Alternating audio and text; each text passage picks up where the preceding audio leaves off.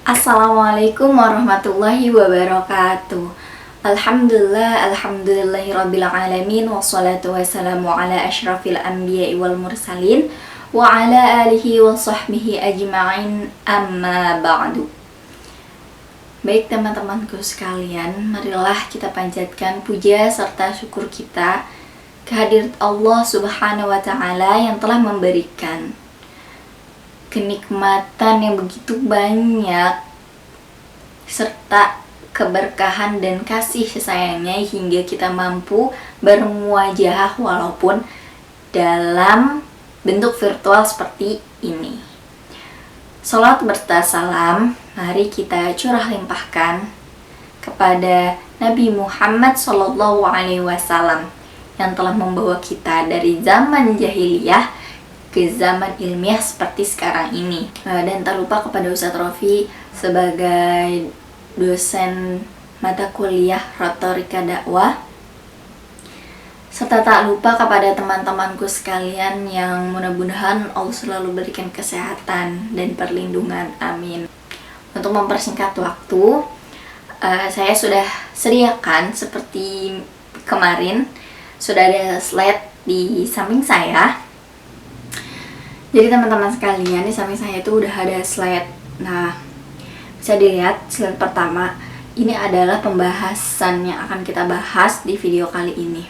Sejauh mana kamu mengenal diri sendiri? Nah, cukup lumayan lah gitu, menarik untuk kita bahas. Sebelum kita beralih ke pembahasan, ada kutipan yang berbunyi, siapa yang mengenal dirinya, maka ia akan mengenal Tuhannya. Kutipan ini tuh maknanya dalam banget gitu, berkaitan banget deh sama judul, sama slide yang pertama tadi. Jadi teman-teman bisa tanyain ke diri teman-teman sendiri, ke diri teman masing-masing, aku ini apa? Jawabannya, aku ini makhluk, aku ini manusia. Dan tanya lagi, aku ini siapa? Aku ini berprofesi sebagai apa? Jawabannya, aku ini hamba.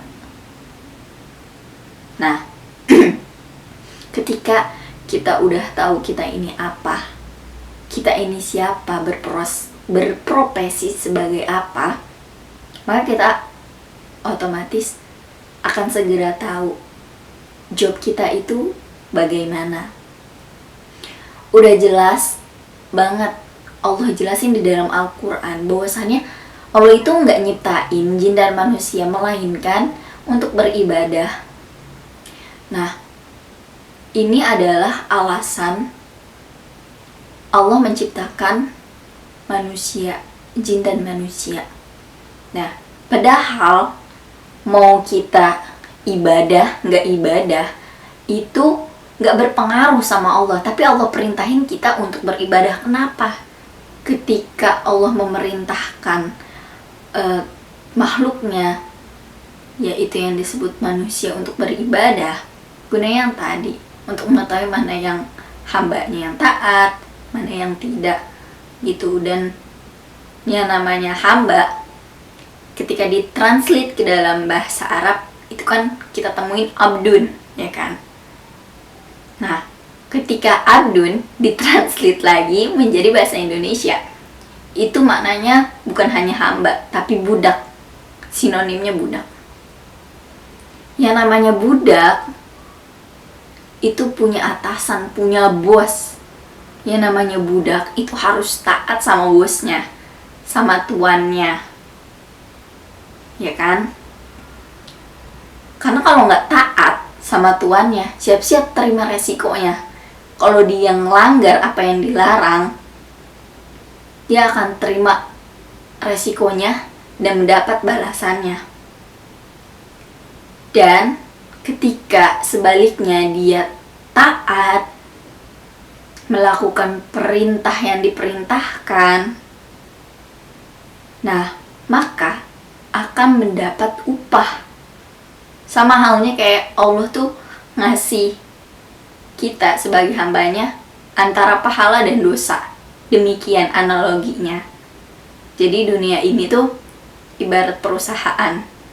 Kita ini karyawannya, kita ini bawahannya, kita ini budaknya. Dan Allah adalah bosnya, atasannya.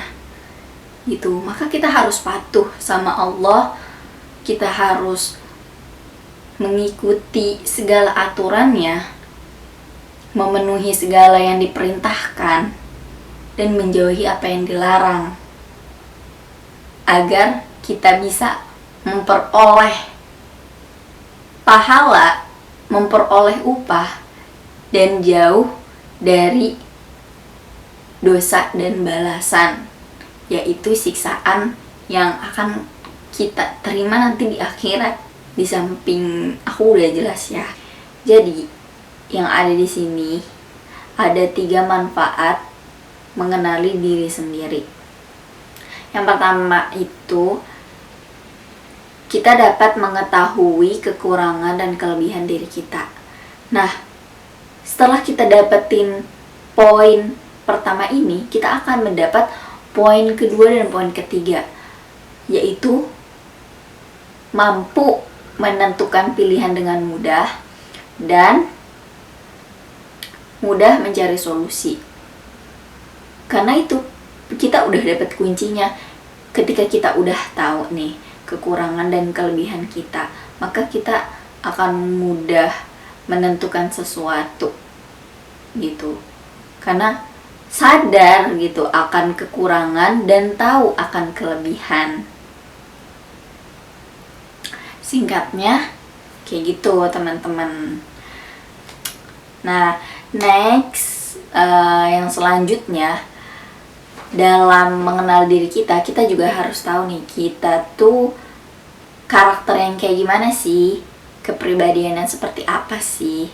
Nah, makanya di sini di slide-nya, kamu karakter orang yang seperti apa? Coba kamu tanyakan, teman-teman tanyakan, aku karakternya kayak gimana ya, untuk mengetes udah sejauh mana nih gitu, udah sejauh mana nih kamu kenal diri kamu dengan itu gitu. Kamu tahu nggak kamu orangnya karakternya kayak gimana, tipikal orang seperti apa gitu. Menurut Hippocrates, pokoknya Hippocrates gitu deh teman-teman. Untuk sebutan fashionnya mungkin teman-teman bisa dicek di Google Translate. Oke. Nah, pokoknya Hippocrates ini dia punya teori bahwasannya alam ini tuh punya 4 unsur, yaitu basah, kering, dingin, dan panas. Nah, kata Hippocrates ini, 4 unsur ini tuh terdapat pada kepribadian manusia. Nah, kemudian teori yang dikatakan gitu, yang dicetuskan sama Hippocrates ini kemudian dikembangkan oleh Galenus. Nah, setelah dikembangkan oleh Galenus, jadilah teori ini yang disebut dengan teori Hippocrates Galenus. Begitu teman-teman. Nah, teori Hippocrates Galenus ini itu menghasilkan, katanya karakter manusia itu terbagi 4, yaitu yang pertama koleris atau kuat. Kenapa koleris dalam kurung kuat? Karena koleris ini kepribadian yang keras kepala, optimis, punya semangat yang menggebu-gebu gitu, optimis, keras kepala, dan emosional. Ya, yang kedua ada pragmatis, cinta damai. Nah, kenapa pragmatis dalam kurung cinta damai? Karena orang yang pragmatis ini dia cenderung gak suka yang namanya kekerasan gitu. Dan orang yang punya kepribadian pragmatis ini, dia itu cenderung humoris dan ceria dan bersemangat gitu teman-teman. Dan yang ketiga ada melankolis.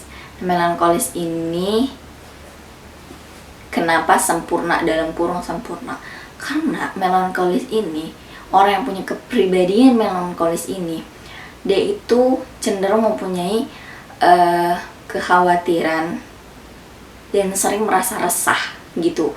Makanya ketika dia khawatir, merasa resah, nah dia akan memikirkan sesuatu secara matang gitu. Mungkin bahasa masyhurnya tuh kayak terlihat perfeksionis gitu, yang segala sesuatunya dipikirkan secara matang. Nah, tapi walaupun si melankolis ini yang benar-benar mempersiapkannya secara matang atau kayak gimana, dia punya kecenderungan pesimis, suka kayak nggak percaya sama diri dia sendiri, kayak merendah gitu. Yang terakhir ada sanguinis dalam kurung populer. Kenapa sanguinis dalam kurung populer? Karena orang yang punya kepribadian ini atau punya karakter sanguinis ini, dia itu mudah bergaul. Ya namanya orang mudah bergaul, pasti dia akan banyak dikenal orang ya kan, banyak networknya gitu. Tapi orang yang punya kepribadian ini lebih mengedepankan perasaan daripada pikiran gitu, alias kalau bahasa kitanya tuh baperan gitu, emosional.